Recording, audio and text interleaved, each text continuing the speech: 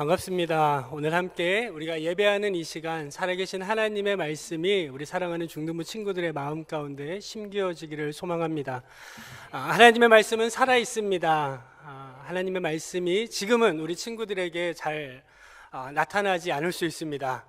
언제까지 철부지처럼 지내는 것 같이 보일 수도 있지만 하나님의 말씀의 능력이 이들에게 심겨질 뿐만 아니라 열매 맺는 날 오리라 믿습니다. 이 열매 맺는 일에 함께 동참해 주시고 이들이 믿음 안에서 자랄 수 있도록 기도와 관심 부탁드립니다. 오늘의 말씀은 우리가 잘 아는 성경의 이야기 중에 하나입니다. 우리 중등부 친구들에게도 오늘 이 성경의 이야기가 어떤 것인지 함께 나누고자 합니다. 오늘 우리가 읽은 본문은 어리석은 부자에 대한 비유입니다. 그리고 그 앞에 나와 있는 이 어리석은 부자에 대한 이 비유가 나오기 전에 13절과 15절에는 이 비유가 나타나게 된 하나의 사건이 등장하게 됩니다. 13절에 이렇게 이야기합니다. 무리 중에 한 사람이 이르되 라고 이야기합니다. 무리 중에 한 사람, 이 무리가 일어나게 된, 이 수많은 무리가 모이게 된 이유에 대해서 우리가 좀 살펴볼 필요가 있습니다.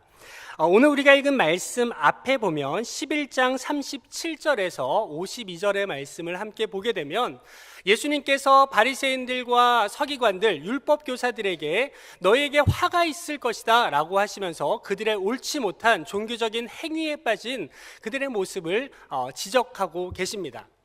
바리새인들과 서기관들은 당시에 종교 지도자들로서 나름의 자부심을 가지고 당시의 사회에서도 높은 계층에 있던 사람들이었습니다.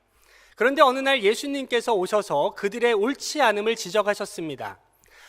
그들이 예수님께 따져 묻는 모습도 나옵니다. 아마 그들이 태어나서 처음으로 겪는 일이었을 수 있습니다. 누구도 그들에 대해서 이야기할 수 없었기 때문입니다. 사람들이 그러한 모습에 몰려들기 시작했습니다. 그래서 11장 53절과 54절에는 그들의 모습이 나온 뒤에 이 12장으로 넘어가게 됩니다. 그래서 우리가 12장 1절을 제가 한번 읽어드리겠습니다. 그동안 무리 수만 명이 모여 서로 밟힐 만큼 되었다라고 성경이 기록되어 있습니다. 사람들이 이러한 모습이 신기했습니다. 어느 누가 어떻게 바리새인과 서기관들에게 저렇게 따져 물을 수 있는가, 옳지 않음을 지적할 수 있는가 신기했습니다. 범상치 않은 일이구나. 사람들이 몰려들기 시작했습니다. 얼마나 모여들었냐면 서로 발을 디딜 틈이 없을 정도로 수많은 사람들이 모였습니다. 사람들이 아마 신기했던 것 같습니다. 누구길래 저 사람이 바리새인들과 서기관들에게 저들의 잘못을 이야기하는 것일까?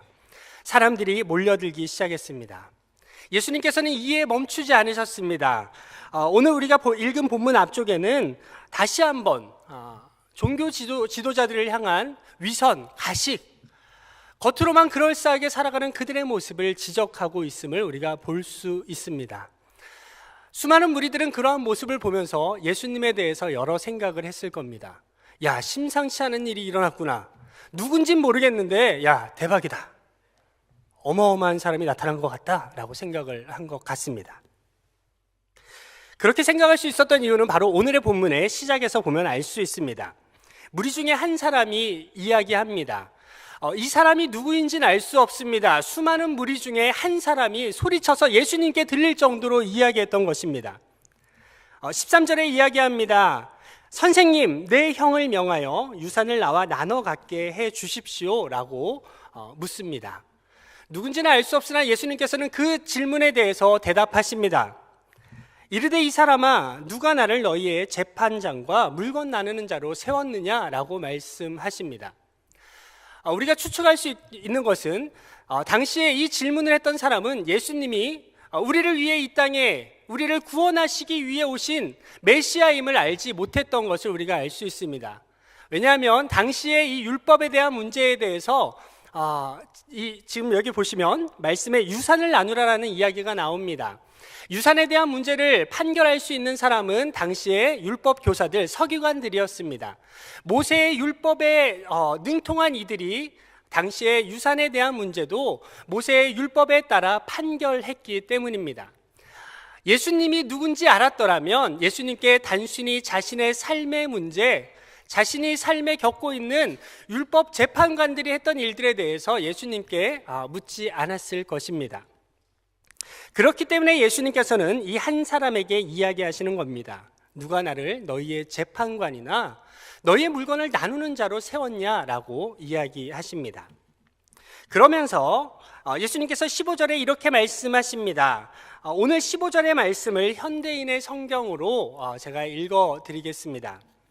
너희는 온갖 욕심을 조심해라. 제 아무리 넉넉하다 해도 사람의 생명이 재산에 달려있는 것은 아니다 라고 말씀하십니다.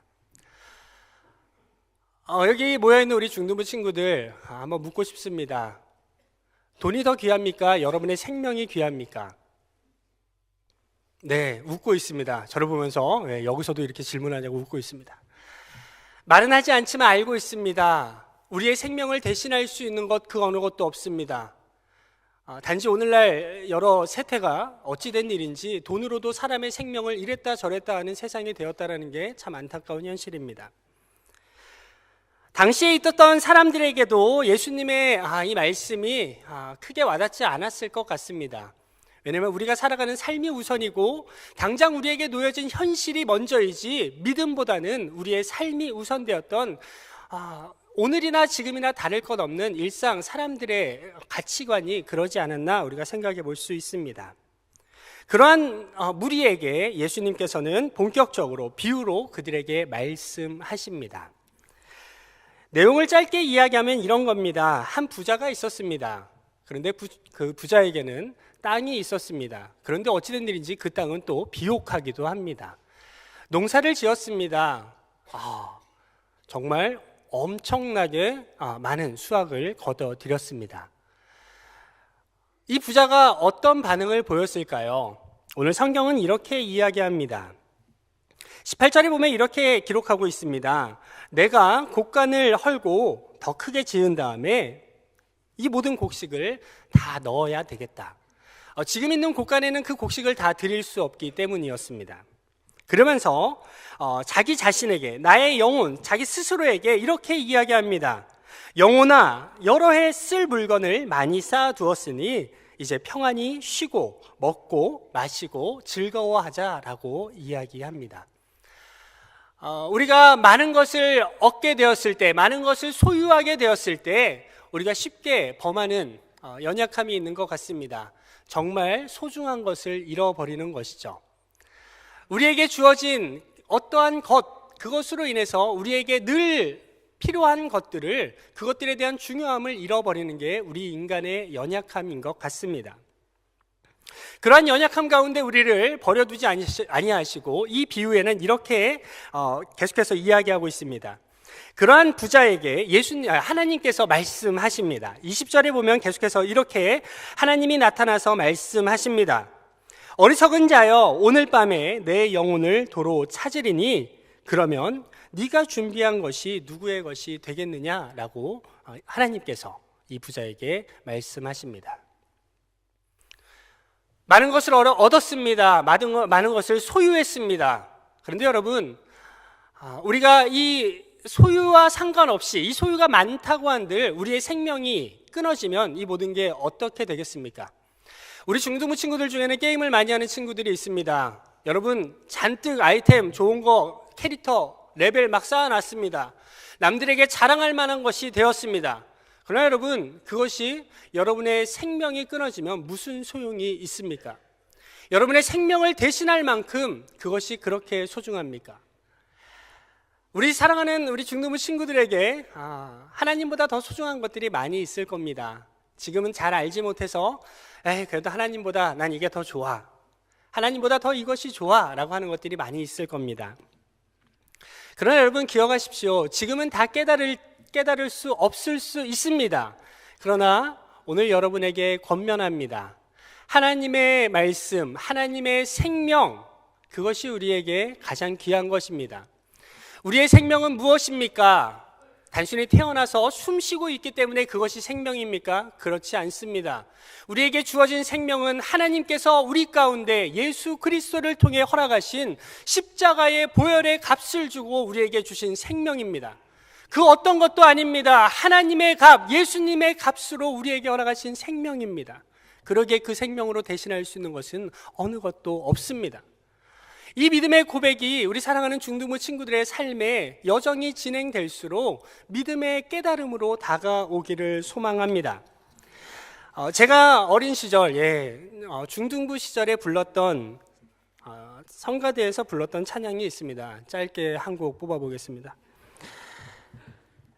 제목은 예수 닮기 원해라는 찬양입니다. 아직도 잊지 않고 또 우리 중등부 친구들하고도 부른 적이 있습니다.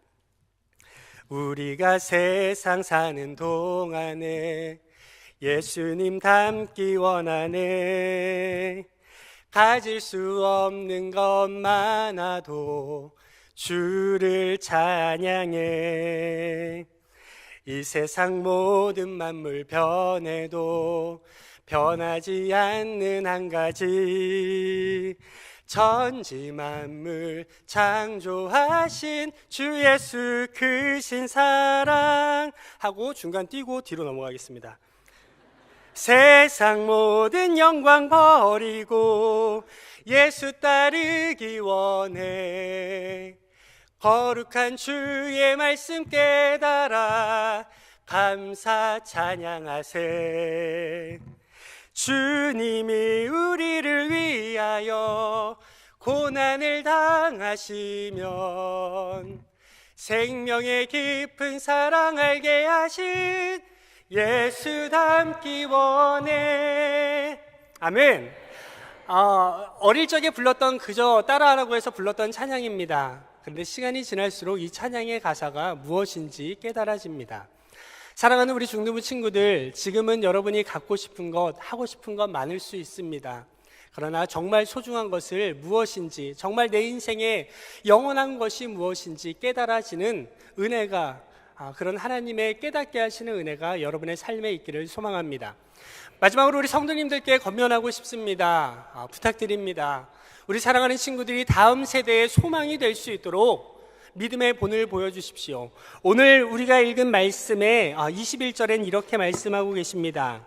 자기를 위하여 재물을 쌓아두고 하나님께 대하여 부요하지 못한 자가 이와 같다라고 하면서, 하나님께 부요하지 않은 자, 하나님께 대하여 우리의 모든 것이 하나님 중심이 되지 않을 때 우리는 끊임없이 헛된 것을 추구할 수밖에 없다는 것을 성경은 이야기하고 있습니다.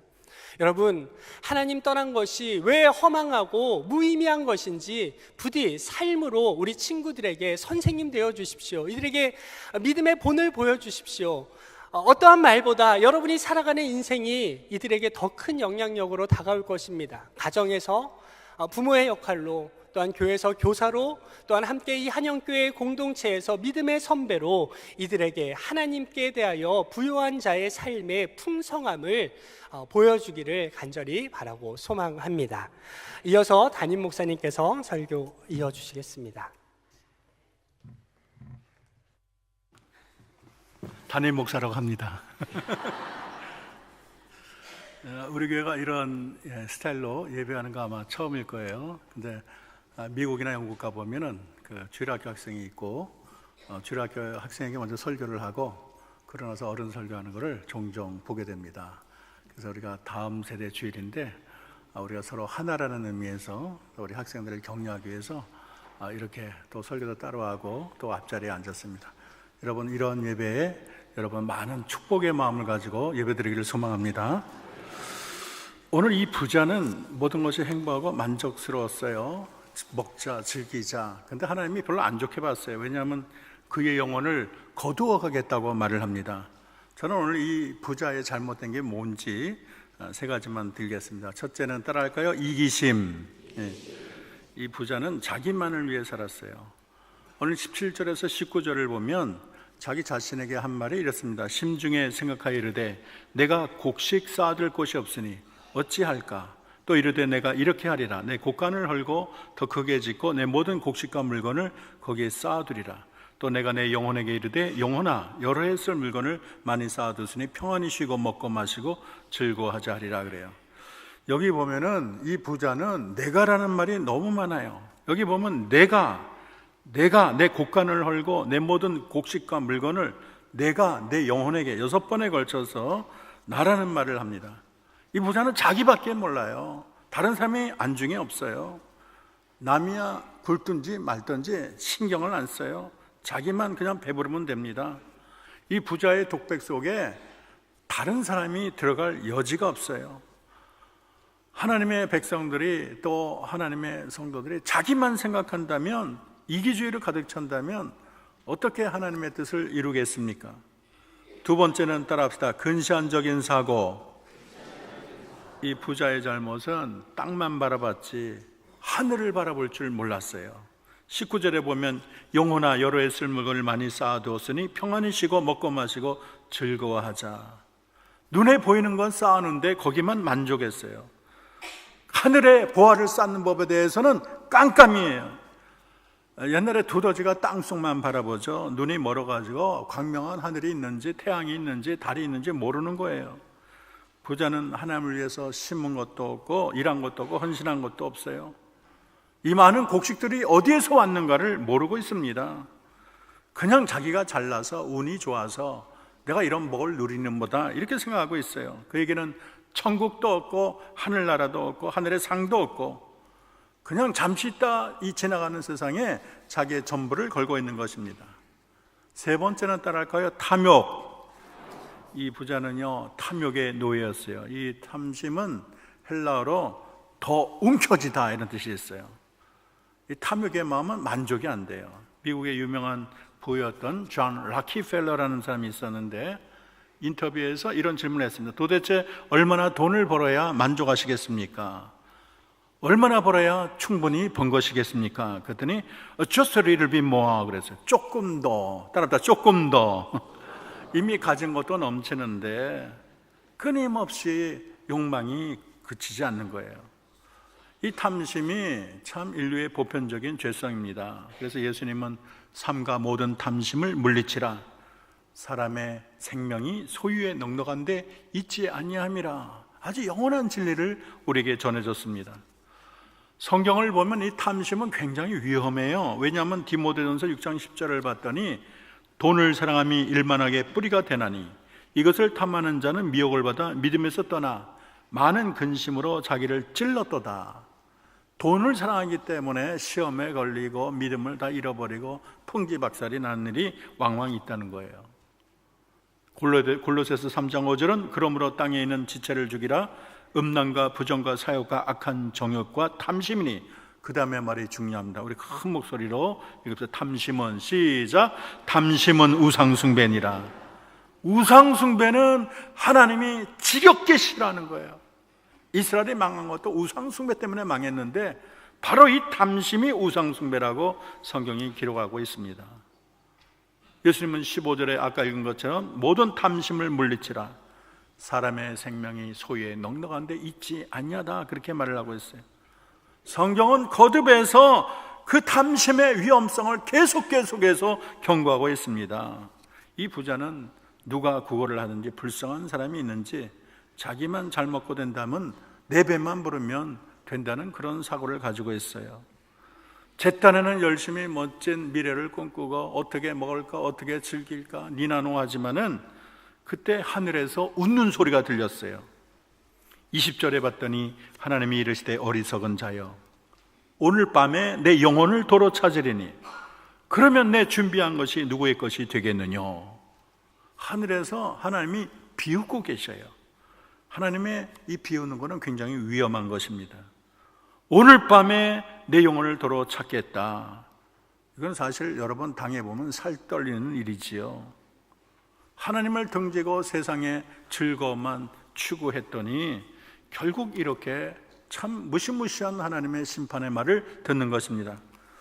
저는 오늘 많은 교훈도 좋겠지만 좋은 예가 좋을 것 같아서 해티 그린이라는 여인을 소개하겠습니다. 이녀는 어리석은 부자와 같아서 하나님께는 너무 가난하고 자기의 부만 축적을 했어요. 1870년 증권회사가 몰려있는 어느 증권가 거기 새까만 옷을 입고 자그마한 몸집의 여인이 나타났습니다. 이 여인이 월가의 악녀 해티그리라는 여인인데 1800년대 가장 커다란 부자 그리고 가장 지독한 구두쇠. 월스트리트 마녀인 그녀는 1834년에 태어났습니다. 그리고 1865년에 부모가 죽었어요. 그래서 유산으로 600만 달러를 받았어요.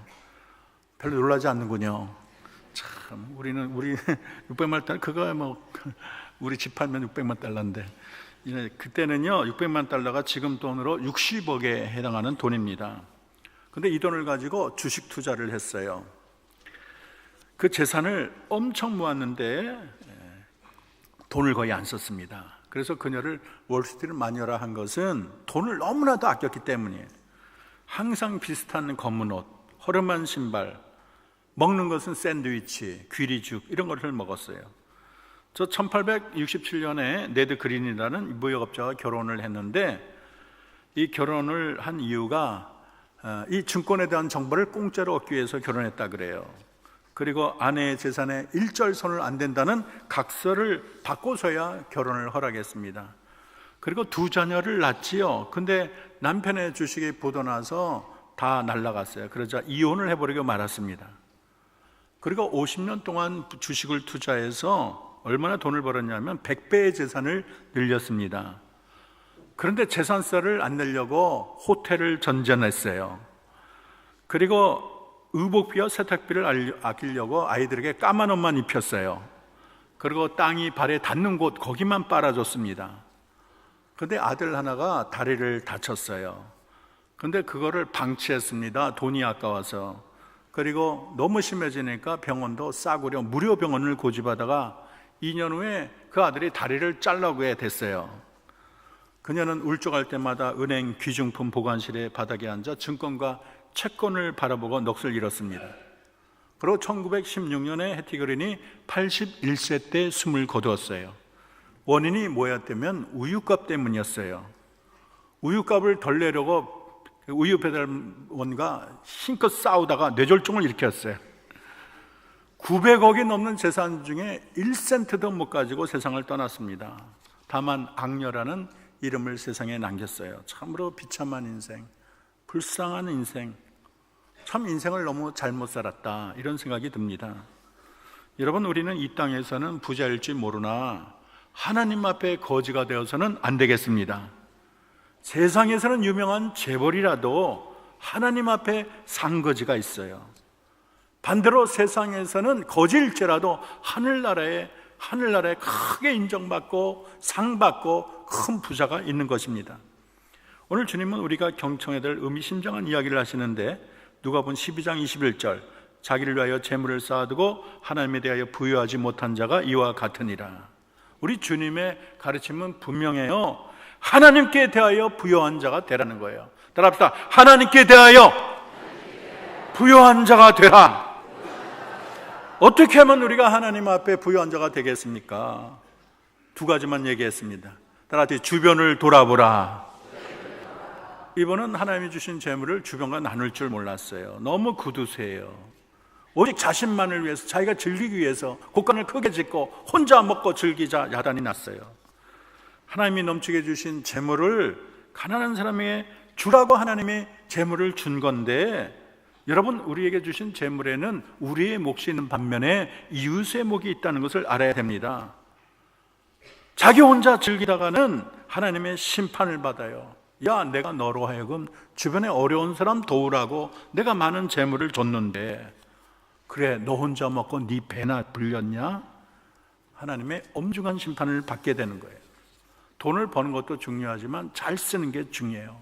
왜냐하면 책임을 묻기 때문이에요. 그러나 내가 이 재물을 정말로 선하게 이웃을 위해서 쓴다면 하나님이 박수 치시고 더 많은 복을 내릴 줄로 믿습니다.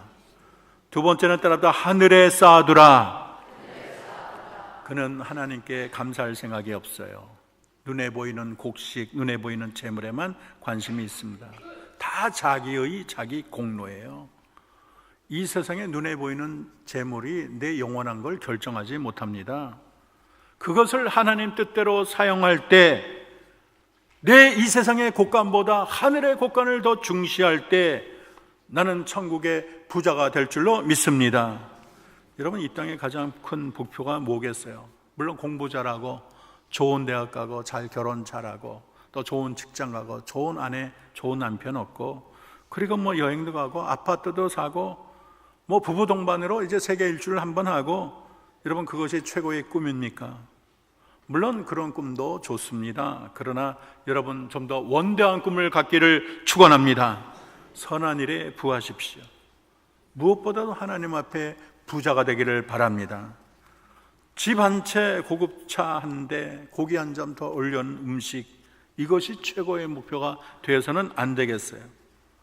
여러분은 하늘의 상급을 바라보고 달려가야 되겠습니다. 저는 아까 해티 그린이라는 여인을 소개했는데, 그와는 대조적으로 정말로 인생을 잘 살아서 하나님 앞에 부유한 자가 된 한 사람을 소개하려고 합니다. 그는 삶이 무척 고단하고 가난했어요. 그러나 그 영혼은 하나님과 깊은 교제로 평화롭고 부유한 삶을 살았습니다. 2차 세계대전이 나치 정권에 반대하다가 옥에 갇혔지요. 전쟁이 끝나기 직전 1945년에 39살의 나이로 교수형에 처해졌습니다. 그가 옥에 갇혔을 때 이 써낸 편지를 모아서 옥중서신을 만들었어요. 그 이름이 보네퍼입니다. 그에 져서 옥중의 서신을 보면 그가 하나님께 들렸던 아침 기도가 나와 있는데, 동료 수감자 자신을 위해서 아침 기도를 올렸습니다. 제가 이 시를 읽겠습니다. 하나님, 이른 아침에 당신께 호소합니다. 내 안에는 어둠이 있지만 당신께는 빛이 있습니다. 나는 고독하지만 당신께서는 나를 떠나지 않으십니다. 나는 소심하지만 당신께는 도움이 있습니다. 나는 불안하지만 당신께는 평안이 있습니다. 내 안에는 노여움이 있지만 당신께는 인내가 있습니다. 나는 당신의 길을 알지 못하지만 당신께서는 나를 위한 바른 길을 아십니다. 하나님, 지난밤 고요한 밤을 주셔서 찬양과 감사를 드립니다. 오늘 새날을 주셔서 찬양과 감사를 드립니다. 내 과거의 삶에 하나님의 인자와 성실을 보여주셔서 찬양과 감사를 드립니다. 하나님이 내게 많은 친절을 베풀어 주셨으니 이제는 내가 하나님 주시는 고난도 감당하게 하소서. 비록 몸은 옥중에 있지만, 하루하루가 보이질 않지만, 불안과 걱정, 원망이 몰려올 때가 있지만, 그는 옥중에서 하나님 주시는 평안을 누리고 있습니다. 하나님 베푸신 은혜에 찬양하고 있어요. 하나님 안에 참된 부유함을 몸소 경험하고 있습니다. 감옥은 몹시 거칠지요. 정말로 긴장되는 곳입니다. 그러나 그 안에서 이 세상이 줄 수 없는 평강을 누리고 있어요. 하나님 안에 있는 부유함으로 이 세상의 모든 고난을 이겼습니다. 참 내가 더 감동을 받은 것은 이 디트리히트 보네퍼가 교수형을 당하기 바로 얼마 전 직전에 약혼자 마리아에게 보낸 마지막 편지가 있는데, 이게 성탄절의 시입니다. 그런데 그 시는 바로 본헤퍼의 선한 능력이라는 시인데, 베를린의 지하 감옥에 있을 때 정말로 자기가 직접 타이핑을 해서 전해준 시입니다. 시시각각 다가오는 죽음의 위험이 있었지만, 절망의 나라로 떨어질 때가 많지만 하나님의 선한 능력을 믿는다는 거예요. 굳건한 신앙으로 이 위기를 견디는 모습이 너무나도 눈물 나도록 아름답습니다. 그래서 이것이 찬송시가 되어서 독일뿐 아니라 세계 수많은 사람이 이 찬양을 부르고 있습니다. 우리 이 찬양을 잠깐 들어보는 시간을 갖겠습니다.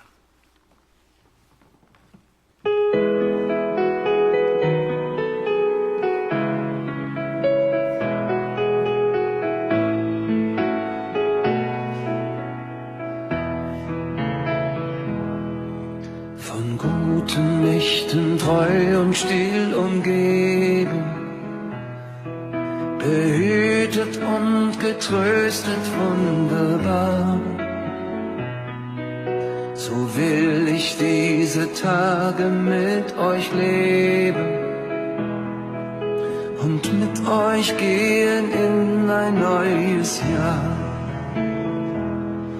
Von guten Mächten wunderbar geborgen, erwarten wir getrost, was kommen mag. Gott ist mit uns am Abend und am Morgen und ganz gewiss an jedem neuen Tag. Noch will das Alte unsere Herzen quälen, noch drückt uns böser Tage schwere Last. Ach Herr, gib unseren aufgescheuchten Seelen das Heil, für das du uns bereitet hast. Von guten Mächten wunderbar geborgen, erwarten wir getrost, was kommen mag. Gott ist mit uns am Abend und am Morgen und ganz gewiss an jedem neuen Tag. Lass warm und still die Kerzen heute flammen, die du in unsere Dunkelheit gebracht. Für wenn es sein kann, wieder uns zusammen. Wir wissen es, dein Licht scheint in der Nacht. Von guten Mächten wunderbar geborgen, erwarten wir getrost, was kommen mag.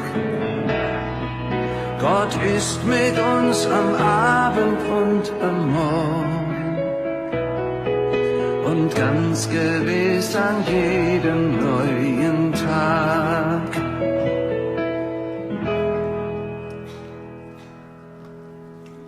이제 말을 맺겠습니다.